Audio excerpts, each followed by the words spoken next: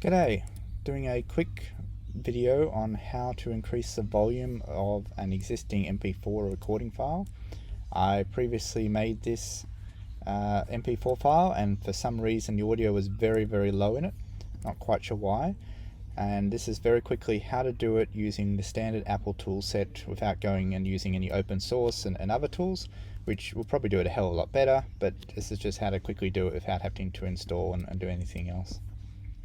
So I'm just going to create a new, go into iMovie, create a new project, wait for it to load up a whole bunch of silly things.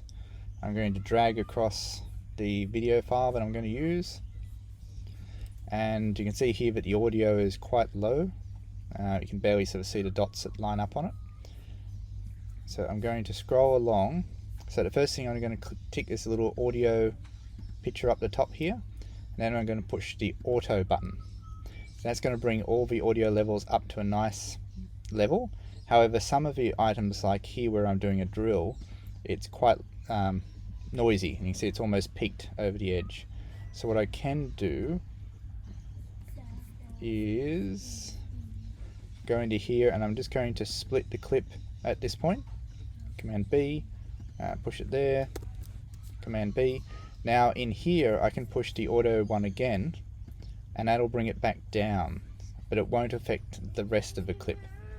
So in general everything's looking good, except for just that area there.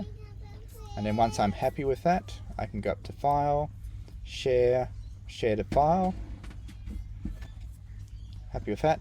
Next, iMovie 1, or in this case I'll call it the IKEA audio fixed. Save. And that's going to take a little while to go through, not very long because it's only a short one.